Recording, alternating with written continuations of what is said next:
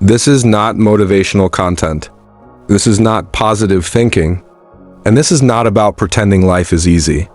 This is about something much harder and much more powerful. Learning how to focus on yourself in a world that profits from your distraction. Because right now, whether you notice it or not, your attention is being pulled in 1,000 different directions. Other people's opinions, other people's success, other people's expectations, other people's lives. And every time your focus drifts outward, your power leaks away. The Stoics understood this centuries ago. They didn't talk about self-care the way we do today. They talked about self-mastery, and they knew something most people never learn. The moment you stop trying to control the world and start controlling yourself, everything begins to shift. Not instantly, not magically, but inevitably. If you stay with me until the end of this video, you'll understand why focusing on yourself isn't selfish, isn't isolating, and isn't weakness. It's the foundation of real strength. Most people wake up already behind. Before their feet touch the floor, they check their phone. They absorb other people's moods, other people's problems, other people's urgency, and without realizing it, they let the outside world decide how they will feel for the rest of the day. The Stoics would have considered this a form of slavery, because whoever controls your attention controls your emotional state. Marcus Aurelius wrote that if you are distressed by anything external, the pain is not due to the thing itself, but to your estimate of it. In other words, life doesn't hit you as hard as your reactions do. This is why the first principle of focusing on yourself is internal separation. You learn to draw a line between what belongs to you and what doesn't. Your thoughts belong to you. Your actions belong to you. Your values belong to you. Other people's reactions do not. Most suffering comes from mixing these things together. Focusing on yourself does not mean ignoring reality. It means seeing reality clearly without letting it control you. The Stoics trained themselves to ask one question constantly: is this within my control? If the answer was yes, they took responsibility. If the answer was no, they released attachment. Imagine how different your life would feel if you stopped fighting things you cannot change. Other people's moods, their approval, their timing, their understanding.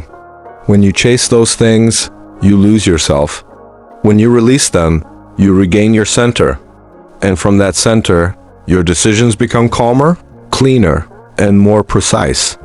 One of the biggest lies modern culture teaches is that your value comes from being noticed, likes, views, validation, recognition. The Stoics would have laughed at this. They believed that worth is measured privately, not publicly. Epictetus warned that if you seek praise from others, you place your happiness in their hands, and hands drop things. When you focus on yourself, you stop performing. You stop shaping your life around how it looks and start shaping it around how it feels. This is when confidence becomes quiet, not loud, not flashy, but solid. The kind of confidence that doesn't need permission. Let's talk about mornings. The Stoics believe the way you begin your day sets the tone for everything that follows. Marcus Aurelius would prepare his mind each morning by reminding himself that he would encounter meddling, ungrateful, arrogant, dishonest people. Not to become bitter, but to remain unshaken. He focused on what he could control. His response? If your mornings are chaotic, your focus will be fragmented. When you focus on yourself first, before the noise, before the demands, before the opinions, you reclaim ownership of your day. This doesn't require hours of rituals. It requires intention. A moment of stillness, a deliberate thought, a decision about who you will be today, regardless of circumstances. Most people confuse peace with comfort. The Stoics did not. They understood that peace comes from alignment, not ease. When your actions align with your values, your mind becomes quieter. When they don't, no amount of external success will save you. Focusing on yourself means defining your values clearly, not what society praises, not what trends reward, but what you are willing to stand by, even when no one is watching. Once those values are clear, decision-making becomes simpler. You stop overthinking. You stop hesitating. You stop needing constant reassurance. You act. And action dissolves anxiety. Another reason focusing on yourself feels uncomfortable at first is because it forces honesty. You can no longer blame everything on others. You start seeing patterns. Why you react the same way. Why certain situations trigger you. Why you repeat behaviors you claim to hate. The Stoics believed self-examination was not optional. Seneca wrote that each night. He reviewed his day, questioning his actions, correcting his mistakes. Not with guilt, with discipline. This kind of reflection turns experience into wisdom. Without it, you just repeat the same year over and over again. Focusing on yourself also changes how you relate to people. You stop trying to fix them. You stop trying to save them. You stop trying to be understood at all costs. And paradoxically, this often improves relationships because you show up grounded, not needy, not reactive, not dependent. You become someone who chooses connection, not someone who needs it to feel whole. The Stoics believed companionship was valuable, but only when it didn't compromise virtue. In modern terms, this means you don't abandon yourself to keep others comfortable. Let's talk about emotional pain. Most people try to escape it. Distractions, entertainment, busyness. The Stoics faced it directly. They believed pain was not an enemy, but a teacher. When you focus on yourself, you stop running from discomfort and start observing it. Where does it come from? What belief fuels it? What expectation is being violated? This process strips emotion of its mystery. Fear loses its power when it is examined. Anger dissolves when it is understood. Sadness softens when it is accepted. You don't suppress emotion. You metabolize it.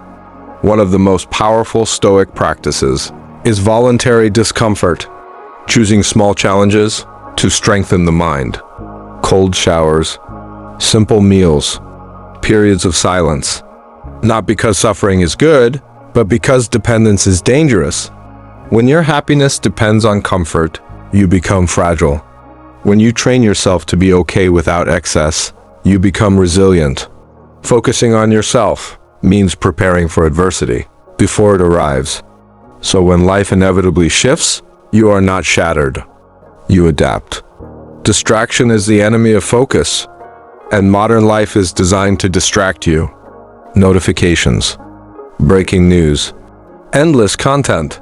The Stoics lived without technology, but they understood the principle. They warned against mental clutter. Too many desires, too many opinions, too much noise. When you focus on yourself, you simplify. You choose fewer goals, but pursue them deeply. You choose fewer voices, but listen carefully. Depth replaces chaos. Another misunderstood aspect of focusing on yourself is ambition. The Stoics were not passive. They believed in excellence, but their ambition was internal. To be wiser today than yesterday, to be calmer under pressure, to act with integrity even when it costs something. This kind of ambition never runs out. It doesn't depend on age, or luck, or comparison. When you focus on yourself, success becomes personal. You stop racing others and start refining yourself. Comparison is one of the fastest ways to lose focus. The Stoics warned against measuring your life by someone else's path. You don't know their full story, their sacrifices, their compromises, and more importantly, their values may not be yours. When you focus on yourself, you measure progress internally. Am I more disciplined? More aware? More aligned? This creates sustainable confidence, the kind that doesn't collapse when someone else succeeds. Let's talk about silence. The Stoics valued it deeply, not just the absence of sound, but the absence of unnecessary reaction. When you focus on yourself, you don't respond to everything. You don't explain yourself constantly. You don't defend every choice. You don't argue every opinion. Silence becomes strength, because you choose when to engage, and what you engage with shapes you. Another Stoic insight is that your time is your life. Waste it, and you waste yourself. Focusing on yourself means respecting your time, not filling every moment with activity, but choosing what deserves your energy. If something drains you without growth, it is too expensive. If someone demands access to you without respect, you step back. This is not cruelty, it is clarity. The Stoics also practice negative visualization, imagining loss to reduce fear of it. Not to dwell on disaster, but to appreciate what is present. When you focus on yourself, you become less entitled and more grounded. You stop assuming things will last forever, and because of that, you treat them with care. Gratitude becomes natural, not forced. Control your mind, and external chaos loses power.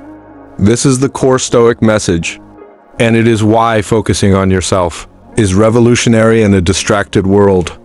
You stop outsourcing your peace. You stop waiting for permission to feel stable. You build it from within, day by day, decision by decision. Focusing on yourself also changes failure. You stop seeing it as proof of inadequacy and start seeing it as feedback. The Stoics believe setbacks were part of training, not personal attacks. When something doesn't work, you adjust. You don't collapse. This mindset creates momentum. There is a quiet confidence that comes from self-focus, not arrogance, not detachment, but steadiness. You know who you are, you know what matters, and you act accordingly. This is why Stoicism endures, because it doesn't promise comfort. It promises clarity. If you've been feeling lost, overwhelmed, or constantly reactive, it's not because you're weak. It's because your attention has been scattered. Bring it back. Not all at once, but intentionally focus on what you can control today. Your actions, your thoughts, your standards. That's enough. If this perspective resonates with you and you want to keep building mental strength in a noisy world, make sure you subscribe to the channel. New videos here are designed not to entertain you, but to sharpen you. And if this video helped you see things differently, leave a like. It helps this message reach people who need it. Remember, you don't need to control everything. You only need to control yourself. And when you do, everything else changes.